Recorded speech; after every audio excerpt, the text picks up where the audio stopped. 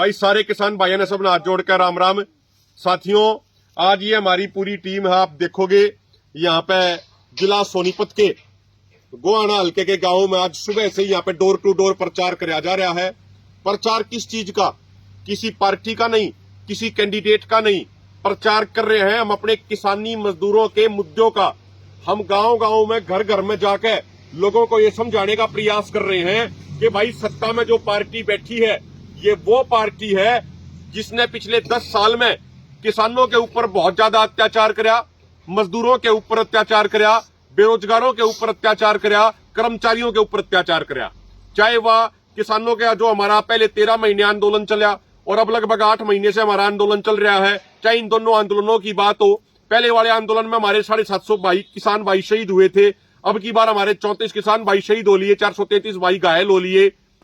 मोदी सरकार जब 2014 में सत्ता में आई, इन्होंने कहा था कि भाई एमएसपी गारंटी कानून बनाओगे, स्वामीनाथन आयोग की रिपोर्ट लागू करेंगे, लेकिन ना तो एमएसपी गारंटी कानून बनाया ना स्वामीनाथन आयोग की रिपोर्ट लागू करी।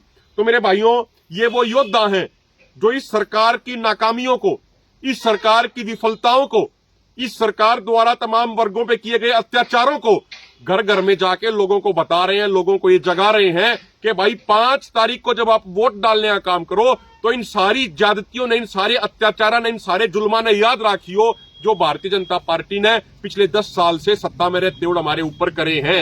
ये वोट ही एक हमारी ताकत होता है। और साथियों देखो, ये जो तमाम आप नहीं, मैं बुजुर्ग भी दिखेंगे, एक बार मैं कहूंगा इधर भी आप देखोगे बुजुर्ग हैं, खंडके वाले हैं, वे भी आज जो घूम रहे हैं। अब देखो इस अवस्था में जब इनका समय अपने घर में रेस्ट करने का है, उस समय ये घूम रहे हैं। क्यों घूम रहे हैं? क्योंकि इनके अंदर एक दर्द है कि अगली पीढ़ी हमने बचानी है, अपने बेटे बेटी, अपने पोते पोतियां का भविष्य हमने बचाना है, इसलिए घूम रहे हैं। ये इस उम्र में आके इनने कोई एमएलए एमपी नहीं बनना, इस उम्र में आके इनने किसी को एमएलए एमपी नहीं बनाना, ना इनका कोई स्वार्थ, ना इनके मन में किसी चीज का लालच। ये सारे साथी, हमारे सारे बुजुर्ग जो ये घूम रहे हैं, ये सिर्फ और सिर्फ अगली पीढ़ी को बचाने के लिए, उसके भविष्य को बचाने के लिए घूम रहे हैं।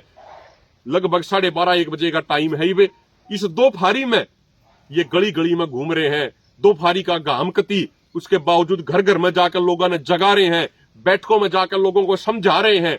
ये हमारी समाज की ये ताकत है और इसी चीज को हम करते हुए ये कोशिश कर रहे हैं कि हमारा समाज जागरूक हो, हमारा समाज एकजुट हो।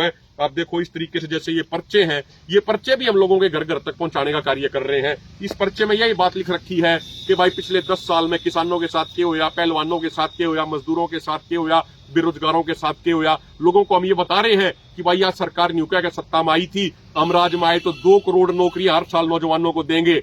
लेकिन संसद में 2022 में सरकार ने जवाब दिया, जब एक सांसद ने सवाल पूछा कि 8 साल में 22 करोड़ लड़के लड़कियां ने सरकारी नौकरी के फार्म भरे, लेकिन सरकार मात्र 0.3% यानी 7,32,000 कोई नौकरी दे पाई। ये चीजें हम लोगों को जाके बता रहे हैं, समझा रहे हैं। ये लोगों को बता रहे हैं, ये राज्य में वो लोग बैठे हैं जिन्होंने उन पहलवान बेटियों को सड़कों पर घसीटने का काम किया था, जिन पहलवान बेटियों ने देश दुनिया में देश का नाम रोशन किया था। उनको न्याय नहीं दिया, उनको सड़कों पर घसीटने का काम किया था। मजदूरों को गुलाम बनाने के लिए ये 4 नए लेबर कोड लेकर आए। मनरेगा का बजट 2022-23 के मुकाबले 4,500 करोड़ रुपए ने घटा दिया।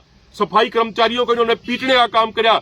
इन्होंने सिर्फ बड़े बड़े कॉर्पोरेट घरानों की जेबें भरने का काम किया और चुनाव के समय वे बड़े बड़े कॉर्पोरेट घराने इनको फंडिंग दे देते हैं। तो साथियों, हमने लोगों से एक ही बात कही है, लोगों को यही समझाया है, भाई जागरूक हो लो, एकजुट हो लो, या वोट की ये ताकत है जिससे आप इनकी अकल ठिकाने लगा सको हो। जो अलग अलग ये हथकंडे अपना रहे हैं बीजेपी वाले, ये तो सारे हथकंडे अपना ही रहे हैं। चुनाव आयोग को भी अपने अनुसार चला रहे हैं। उसके अलावा इन्होंने बहुत सारी साजिशें भी रच रखी हैं।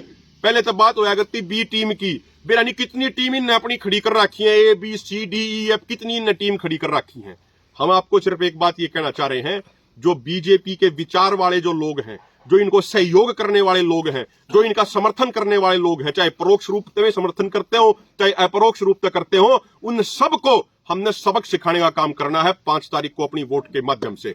किसान मजदूर एकता जिंदाबाद, किसान मजदूर एकता जिंदाबाद, किसान मजदूर एकता जिंदाबाद। और एक मैं यह बात जरूर अंत में यह कह दूं भाई, जो ये बुजुर्ग मेहनत कर रहे हैं, इन बुजुर्गों की मेहनत बेकार नहीं जानी चाहिए। इन बुजुर्ग जो आपने समझाने लग रहे हैं, जो बात हमने बताई, ये चीजें याद करने की जरूरत है, ये चीजें समझने की जरूरत है। बहुत बहुत धन्यवाद।